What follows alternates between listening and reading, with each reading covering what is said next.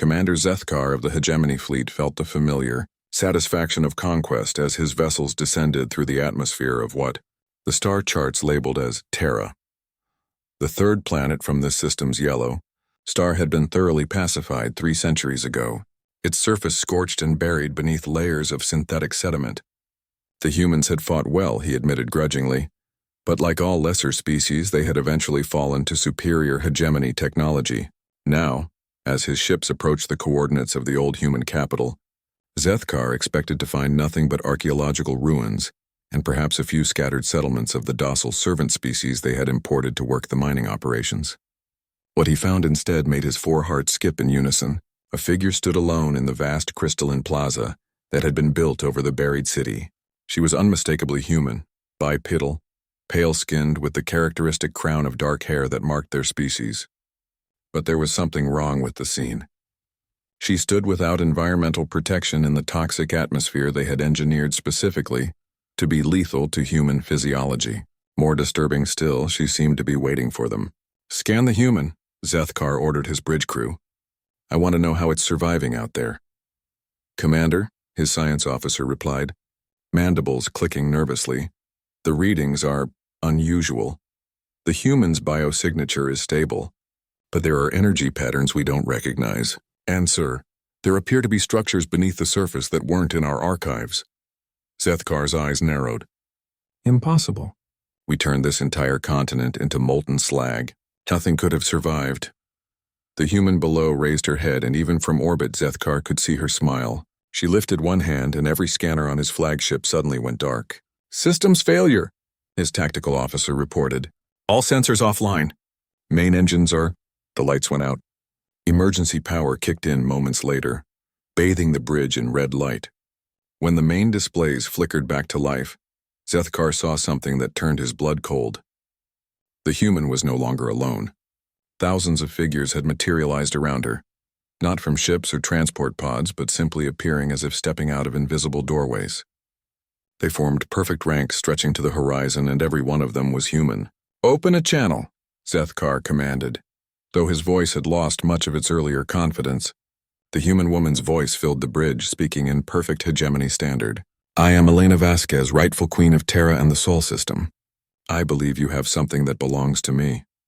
"Impossible," Zethkar snarled into the communicator. "Terra was conquered. Its people are extinct." Elena's laugh was soft but carried an edge that made several bridge officers step backward. "Conquered? You buried one city and claimed victory. Did you really think that was all we were?" She gestured to the ranks around her. "We gave you what you expected to see, a broken world, a defeated species. We let you build your pretty monuments on our graves while we built something far more impressive below." The ground began to crack. What emerged defied everything the hegemony knew about human technology. Massive structures rose from beneath the artificial surface. Not crude metal constructs, but elegant towers that seemed to bend space around themselves. The air shimmered with energy fields that made Zethkar's most advanced sensors weep electronic tears. 300 years, Elena continued, her voice now carrying across multiple frequencies simultaneously. 300 years of letting you think you'd won while our greatest minds worked in perfect secrecy.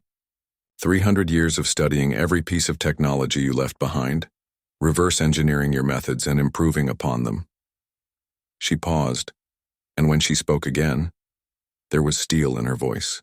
"Did you know that grief is the greatest motivator for human innovation?" Zethkar's fleet tried to raise shields, but their defensive systems simply refused to respond. One by one, his ships found themselves held in place by forces they couldn't identify or counter. "You made one crucial error," Elena said, walking forward as her people stood motionless around her. "You assumed that because we hadn't developed your level of technology before you arrived, we never could. You thought conquest meant the end of human potential." She smiled, and space itself seemed to ripple around her. "You never considered that we might have been holding back." The first hegemony ship began to change. Its hull didn't melt or crack, it simply ceased to be a ship and became something else. The transformation spread through the fleet like a wave, turning instruments of war into abstract sculptures of twisted metal and crystallized energy. "I'm not here for revenge," Elena announced as Zethkar watched his flagship's walls begin to flow like liquid. "Revenge is petty. And we've grown beyond petty things. I'm here to collect what was stolen from us, our world, our dead and our future. She raised both hands, and the sky above them opened like a flower, revealing glimpses of impossible geometries and distant stars. Consider this your formal eviction notice. Zethkar felt his body beginning to tingle as the transformation reached the bridge. Around him, his crew was dissolving into streams of light that flowed downward through the deck plates. Strangely, there was no pain, only a growing sense of weightlessness. "What are you?" he whispered. Elena's smile was almost kind. "We're what humans become when you give us 3 centuries to mourn our dead and perfect our rage." She gestured to the transformed fleet, to the impossible city rising around them, to the humans who stood watching with eyes that held the depth of stars. We're what happens when you underestimate grief, ingenuity, and the human capacity for patience. As Zethkar felt consciousness slip away, his last thought was a recognition of the profound miscalculation his species had made. They had conquered a world and claimed its people were extinct, never realizing that sometimes extinction is just another word for evolution. Above them, the true human fleet began to emerge from wherever they had been hiding for 3 centuries, ready to reclaim not just their world, but their place among the stars. And at their head stood Elena Vasquez, queen of the buried and risen, bearer of humanity's greatest gift to the galaxy. Absolute reckoning for those who thought them defeated. The age of human weakness was over. The age of human vengeance had begun.